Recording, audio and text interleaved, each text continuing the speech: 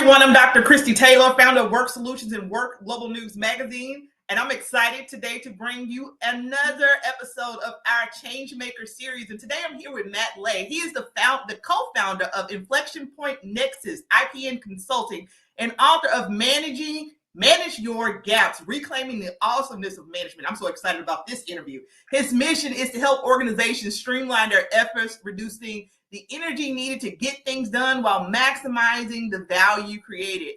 And from his perspective, when it's done right, this leads to what is called Fulfillment ROI. I love that, Fulfillment ROI. I think I'm going to be using it as a term. So, Matt, introduce yourself to the audience and let's get started with today's conversation. Awesome. Thanks, Christy. Matt Ley. I put in my bio, my favorite title is Dad. Like, that's the thing that drives me is I got 3 littles at home with my wife, Amanda, and raising them, they help remind me that I'm old and they keep me young. That's my driver. In the workspace, just a lover of people and chase their shiny things. So if you want to tell me about what makes you passionate and something that drives you, I'm all in every time. So I just love people. Well, you're living that life of the Fulfillment ROI. I kind of get a definitional sense of what that means. It's based on just listening to your passion about you being a dad, right? And so your journey has really taken you through tech, startups, nonprofits, even heavy manufacturing, and now consulting. And so you've had such a diverse career. And so how has that experience really helped to shape your approach to leadership and organizational success? I think the biggest thing is it's just helped me to recognize what's unique context and what's transferable between all of the different spaces. And I'm always looking for what's that transferable piece so that that's a skill set that we can help people learn. So regardless of which one of those environments you're in, I mean, I moved around a lot. I'm 44 years old. I've had 22 addresses in my life. I've had to be in a lot of different contexts. So being able to see what works consistently in a lot of different places, that's my biggest takeaway is the stuff that I talk about in the book and that we do with IPN advisors. This stuff really works regardless of what your context is.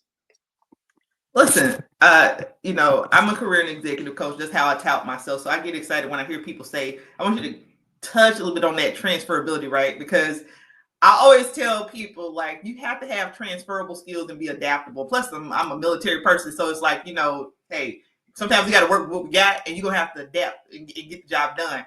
And so I just would love to hear your perspective a little bit more on that, because transferability, like 22 addresses, that means that you are a person, you're like what I call agile, right? You're going to move, adapt, and that transfer thing. So can you talk a little bit more about that? Because I just think that in this environment, in today's environment, you have to be able to have that mindset that you're talking about. Yeah, that, first and foremost, like the superpower, like that came from all that for me is like the ability to sort of see the matrix that's going on behind the scenes. I can read a room, I can read an organizational like structure really quick and be like, oh, I can tell you where the root causes are for the majority of the symptoms that you're experiencing. But to that that question about the transferability, like my focus, name of the book is Manage Your Gaps. It's a management book. And I've built this management model that I call EPIC, which stands for Environment, Performance, Identity, and Communication. And it's really breaking down the what, the who, and the how of management. And those are all the transferable skills that if you understand those pieces, I don't care what environment you're in, you're 80% of the way there when you have that under your belt. Yeah, I can't wait to talk a little bit more about this, take a deep dive into this book with you. But I want to first talk about this concept of fulfillment ROI, right? Because it's like, when I meet people like you, a lot of times you may run into it too, because like you said, you can walk into a room and it's never like when people bring you in to consult, it's almost never like the thing that they say, right? It's always something deeper. But when I was just asking you to introduce yourself, you came out with, okay, I'm a dad, right? Like, and there's so many different pieces to life to being fulfilled. Mm-hmm. So I love this concept of fulfillment ROI. It's really fascinating to me. So can you break that down for us and explain how organizations, and I would even say just based on how you introduce yourself, how we as individuals can apply it to create a more impact and less energy? Yeah, to be honest, it started as an individual concept for myself. And then I realized this actually applies to organizations because organizations are just groups of humans. So the concept transfers to the larger picture as well. Really what it is everyone wants to feel fulfilled. And that's a very unique journey for each of us. But I believe the formula that leads to fulfillment is actually pretty simple. It's basically the amount of energy we put in and the amount of value that thing produces for us. If the value produced is higher than the energy put in, that's a fulfilling experience because you have a positive ROI. And so when I'm looking at working with people, because I'm a coach as well, and we get into spaces where like, I just don't feel fulfilled. It's like, okay, well, one of two things is going on. It's either taking you more energy to get the thing done, or the thing you're doing just isn't providing value for you. And then you take that to an organizational level. IPN Consulting, I say we work in the brackish waters between organizational health and operational excellence, which in a sense is just the two sides of fulfillment ROI. If you get better at operational excellence, you reduce the energy it takes to get things done. You get better at organizational health, you increase the value proposition of the things that you're actually doing. You do that over time, you get to that fulfillment ROI for your business, and that also like translates down to your people as well. So you got fulfillment for the people doing it, fulfillment for the organization. Man, that's my happy place, and that's where I want to get people in organizations. Well, I mean, you like you said in the beginning, you like had this diverse career, and you've built multiple consulting businesses, and you share your lessons about from a past business partnership that didn't work out.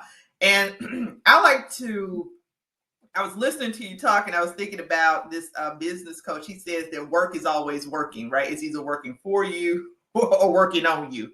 And I like that perspective because when we talk about your concept of fulfillment ROI, it's so true. And I do organizational development in my full-time career. And I just think about, right, that operational excellence piece that you mentioned is so important to get that return on investment. Now, someone who has built these multiple businesses and having partnerships and pieces that didn't work out, you know a lot about ROI too, right? Even from all sides. What are some of the biggest takeaways from that experience, and how did they influence how you built Inflection Point Nexus? I think part of it is start with the end in mind and be as clear as you can up front. It's one of the best pieces of advice I got when starting Inflection Point Nexus again was know how you're going to break up. Like, be clear on what it is that are the boundaries for you when you're in this partnership, because the goal is you eventually are either going to sell it, you're going to part ways, something's going to happen. Talk about that so that you get clear on what it is you're actually here to do, and make sure that you're aligned on that, and then get real clear on accountabilities, because someone's got to own this. And so if you don't know that, that's what I ran into when I tried to do this before. I pulled in some people, awesome individuals, great teammates. I was looking for partners. They were looking for a leader. And that led to that is probably one of the most eye-opening things I've ever heard somebody say. When you're talking about building partnerships, right? Because you know how many times we bring people on board and we're looking to build partnerships, but that was profound. I'm sure that somewhere in my career I will say that, right? Are you looking for partnership or are you looking for leadership? Because it's like it has to be equal footing, right? Everybody has to be engaged in some way. We're all going to sit at this table together, and we're all leaders together and partners in this organization. I'm not looking to be the manager. I'm looking to be part of the partnership and manage it as a team. That was profound. Now, we've talked a little bit about fulfillment ROI. We've talked about how you kind of got to this point, and even your perspective on building partnerships, which really is profound to me. I want to get into the nitty-gritty of this thing, and let's talk about this book. You already mentioned this epic concept. I think all of us, as business owners, like we create our formats and our framework for how we're going to do business, and that's coming through in the way that you've already spoken. But even this book, let's talk about it. In your book, Manage Your Gaps, Reclaiming the Awesomeness of Management. You think management is awesome? It is. You challenge traditional management practices, right? And so let's talk about what's some of those common misconceptions about management that you think needs to be redefined. Yeah, I think one of the biggest ones is blow up that corporate ladder. That thing doesn't exist. We got 3 separate lanes that all bring value to the organization. You got your contributor lane. That's about creating value. You got your leadership lane or your leader lane. That's about setting a vision about where you're going to go, which is figuring out where future value is. And then you got your tactical lane. That's in the middle. That's figuring out, that's the manager lane. That's where you're figuring out, how do I maximize that value? How do I optimize for it? And so management isn't like the gold star for standout contribution or tenure. Oh, you speaking military language to me, brother. Yeah. Well, although I will own that I do flip the tactical and operational. Like, military is strategic, operational tactical. Going tactical. I'm a strategic tactical operational. So I actually worked a bit with the DoD, and so we've had some fun conversations about that. They're like, I just flipped the concepts in my brain. You just got it backwards. It's okay. We're all good. And I'm like, I don't really care what you call it, just as long as you know there's three. But so it's not that gold star for tenure or outstanding contribution, and it's not the JV league for leadership. Management is a separate value proposition to the organization. And the biggest thing for me, especially it's startups, because when you start a business, you got to have some sort of proposition. So you've got some sort of value that you're creating for people. So you're doing contribution work, and you got to have some sort of vision, like what the heck are you here to do? So you got some sort of leadership. Well, guess what happens? Success. And guess what you need after that? Management. But no one has to be good at management to start. And then it creeps up on you. And all of a sudden, what you end up having is management problems with no manager accountabilities. And that's what starts to burn people out in, I believe, that small business space. And that's the first inflection point for me of any business growth, is when you get to that point where the management accountabilities are starting to stress out to either the leaders or the contributors, because no one owns them. Yeah, give us some examples, right, where you've seen these shift points of the management, the accountability. And I also wanted to ask you too. There's some different viewpoints on transitioning people from management to leadership. I wanted to know your perspective on that. I guess I'm old school. I guess like I feel like if I'm going to transition you to leadership, right, you have to be showing me that you're ready, that what you're delivering to me is like that person is ready to be in leadership. Then there's also some perspective on training people into leadership, meaning that they're showing some attributes and maybe you have to put them in that position. But for me, my perspective is like, you should already be showing me, right? Like you don't have to be perfect. So what some examples in your thoughts on some things I just kind of said? Yeah, so one of them is I tease out, and this is like the whole first start of the book is literally just about definitions of terms. I know it sounds super exciting. I promise you, it's actually less fun. But I talk like one thing I talk about is your business half baked, and I talk about, do you have too much management and not enough leadership? Because I think any broken business is either broken because it's overled and undermanaged, or it's overmanaged and underled. And so, okay, what the heck does that mean? You got to know what those two things are. And so I tease out titles from activities. So there are leaders, managers, and contributors. Those are different roles within an organization. Then there's leadership, management, and contribution, which are different activities.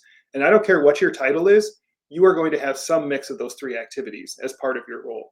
And so when you talk about leadership development, that can happen the minute you start at the company. You can start showing leadership potential because you're engaged in leadership activities. And the difference I make about that is leadership is about defining the new. Management is about refining the now. Those are both really important, but they're different. Yeah. And what about some of those examples that you have seen? I want to take a deep dive into your book too, but first I want to give us a couple examples of maybe instances where you were brought in to do some consulting and you recognize some of these challenges, right? And how you move clients through that process. Yeah. So one of the ones I talk about in the book is a client I came in to help with who had a lot of leadership potential, and they got moved into a leadership role or management role. And all of a sudden they were showing up and they were like dictating left and right. They were like ahead of everyone else. They were constantly like driving. And it's because they got into their head that I'm a leader. I'm supposed to push. I'm supposed to be on the edge. And they were in a management role, and no one told them, hey, by the way, part of your job is going to be management, which is making things efficient and optimizing, which is looking down, which is helping the business. Like leaders look up and out, managers look down and in. And so he got in his mind that his job was to constantly like be the cutting edge, and he was leaving his people behind. And so he was over leading and under managing. So he just had to be able to mix that in a little bit more. I've worked with a family business where the dad who owned it wanted to, like, he was optimizing everything he was doing because that was comfortable, is what he knew. So he was over managing, and the son was like, there are new technologies, there are ways we can do this. And so he was constantly pushing the edge, and the dad was like, you don't get what we're doing here. And the son's like, you don't get what we're going to do later. And it was a classic like manager, like leader mindset in tension. When you add in the family dynamics, it makes it just a little bit more fun. It was just that, hey, we need to sit down and recognize that there's value in both of these. And that's why I want to talk about like the awesomeness of management, because nobody looks up and says, everybody's a manager. Like, let's go be managers. It's like, everybody's a leader. Let's go be leaders. And I was like, that's great. That's true. But management also is a huge value proposition for the organization. And if we leave it in the dust, that's going to cause some pain down the road. Now, before we got started with this interview, Matt, I said, do you have a copy of your book available? I want you to hold up this book and tell everybody what you're doing, right? It's all tabbed up, which I know that if your readers buy it, right, it's going to be tabbed up, highlighted, because there's a lot of great points to that book. But tell them what you're in the middle of doing in terms of updating your book, right? Oh, man. So you can see a little bit from the side there. But these are, I've recorded the audiobook version of it. So I do it myself. And I'm working with a great friend, Justin Matthews, at his company. And these are all the spots where I went back and listened to myself. So you want to talk about not super fulfilling work, but listening to yourself read the book that you wrote over a year. All the spaces that I found little flubs. So I want to go back in there and re-record like those paragraphs. And so I want to make sure that when that's out in the world, it shines so that people, if they can actually understand what I'm saying. But yeah, so I'm still working on it and making sure that it gets out there. Yeah, but I'm 100% sure when people purchase the book, it's going to have just as many tabs in it, because it's to your point, what you said, right? People say everybody's a leader. Nobody says everybody's a manager. And I guess my expectation is if you're leading, you're managing, right? But that everybody has different concepts, because you just gave a great example of like, I think, it was, especially when you're working with people and you're working with somebody and they get promoted overnight and they come in a totally different person the next day. That's exactly the example you just gave. Now you not only have you written a book, you do consulting, you do a lot of speaking work, and you've spoken about the power of collaboration, how 1 + 1 can equal 3, which you got to explain that to me. Because when it's done right, 1 + 1 = 3. And then what's the key to building partnerships that actually amplify success instead of creating friction? I feel like you already touched on it a little bit, but I want you to break down that 1 + 1 can equal 3, right? Yeah. So if you have to go to every meeting that your partner goes to, if you have to read over every email before your partner sends it out, if everything that gets done in your organization is being touched by both people, 1 + 1 is going to equal 1. But if you can say, hey, my skill set complements your skill set, and I'm a big fan of assessments. Working Genius by Patrick Lencioni's table group is like my absolute favorite. But if you use those to be like, hey, what are your strengths? What are your gifts? What do you bring to the table? Oh, you know what? Those match really well with me. I'll take care of these things. You take care of those things. All of a sudden, the things that take me more energy and drain me I'll call those my thin ice, are your thick ice. And all of a sudden, my thick ice matches with your thick ice. We can cover much more ground, much more energy efficient, much more fulfilling because of that reduced energy. And all of a sudden, 1 + 1 = 3, because we're leveraging each other and we're multiplying value. Now you're doing all of this work with your business. You given us some excellent perspective on even just like, I feel like I took a book full of notes just in this interview. I want to go back and I want to talk to you a little bit about navigating change, because you've done it from a consultant standpoint, how you built your business. I'm sure you talk about this in your book, because you're putting management at the forefront and the role that management plays in navigating change. But navigating change can actually be one of the hardest things for individuals and organizations, right? And so what are some of the biggest mistakes that leaders and managers, right, make during inflection points, and how can they avoid them when it comes to managing change and leading processes with an organization? Yeah. I'll say first and foremost, like, get yourself accountability partner, whether that's a coach, someone else that you trust. Because if you don't, one of the things I talk about is the 2 losses of leaders. When you get into leadership, you tend to lose the vertical, which is nobody's above you, and you tend to lose the horizontal, which it means everyone else that's at your level is really busy on top of their own pyramid. And what you get left with is the echo chamber of your own brain. And I believe it's human nature to fill negative space with negative concepts. It's just our safety mechanism. So if we don't have someone else in that echo chamber with us, we can lead to some really negative headspace. And that's not going to help us. It's not going to be fulfilling, and it's not going to help us help our people. And then I'll just say, from an organizational standpoint, like, my biggest thing, I call it the 4 C's, is that if you want to reduce anxiety for yourself and others, you got to show people you care. You got to be clear. You got to be consistent. And then you got to communicate. And when you're done with that, you should communicate. And then maybe let's do a little bit more communication. Like, you really got to double down on that last piece. But care, clarity, consistency, and communication. If you're doing that, you will be trending in a positive direction for your fulfillment ROI. And I just love the fact that you use that EPIC principle as a part of your consulting and leadership, your own personal leadership style. So you have a lot of great approaches here. Gosh, and then, I just took a second look at your bio. You have a degree in ministry as well as an MBA, all of these certifications. And how does even that play into some of the work that you do? That's the chaser of shiny things portion of the I said at the beginning.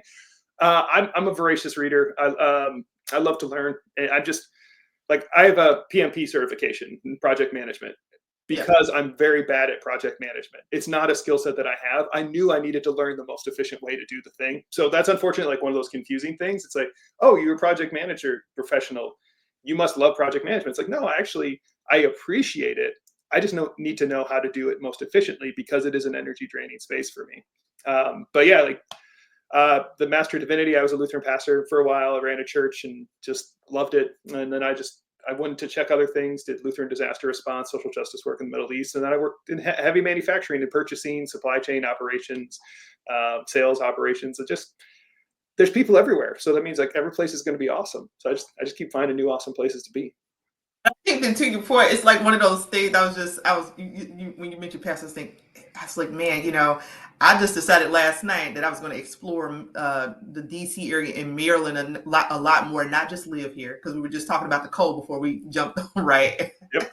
And I was like, we have this interesting thing in Maryland where we have these churches that they've been turned into coffee shops, and they're cool little architectural pieces. So I'm going to do that. And I think that we should always be learning, to your point, right? Like, how often do you use your PMP? I have to ask, because I have a PMP ACP, which is agile. And it's not like, okay, when I come into an organization, like I'm saying that I have this is right, but it's the principles from it. And I like the idea, Matt, of always learning, right? And that's what it sounds like it is with you, right? Just always open-minded to learn and get to the next steps.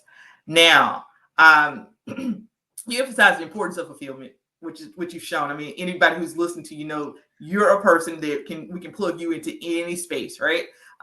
Both personally and professionally. And so, as we approach kind of the end of this interview, how do you personally ensure that your work aligns with your values and that? Because that's important, guys, because this is part of the Changemaker series, right? And I do want to say that for those who are listening in as part of our Changemaker series, Changemaker is not about you trying to change the whole world. Sometimes it's about you starting where you are, being the person that you are, and the impact that you're having one person at a time. So it's important that as a change maker that you understand yourself and what is fulfilling to you, because people are looking to that and aspiring to that. So Matt, to that point, how do you personally ensure that your work aligns with your values and that you're not just busy, but actually fulfilled? I love that. I believe there's a formula. There's a difference between progress and activity.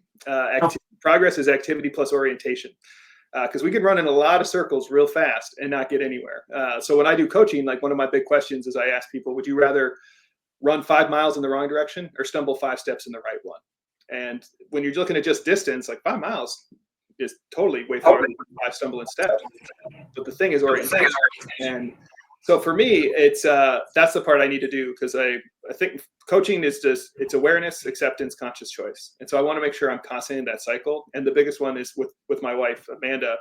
We have a concept we've called the 4 hats.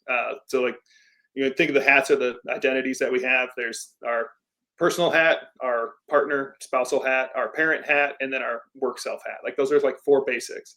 And we just have a running scale of -3, meaning I never got to wear this hat this week, to +3, like I never got to take this hat off. And we just check in like once a week saying, how are your hats? And that to me is a good way of just gauging, how am I doing? Like, is something feeling heavy? And if it's feeling heavy, that means it's not feeling fulfilling. What's going on? Is it just like a season of difficult engagement, or if I lost my mojo? Like, am I not clear on what the value is anymore? And that just helps me check in. And I also have a coach. Like that's, I believe it, I do it. And that's a huge help as well.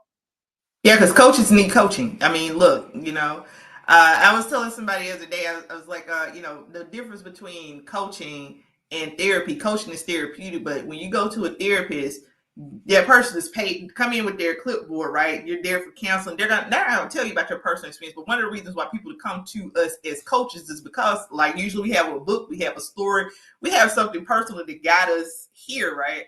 And we always say that we have accountability pieces. So I love what you just said about checking in, because sometimes we get into that cycle, which to your point about actually being productive, checking in with ourselves to make sure your wife is your accountability partner. You guys are checking in with each other, right? To make sure that whatever you're doing, even throughout the week, that you feel fulfilled in that space.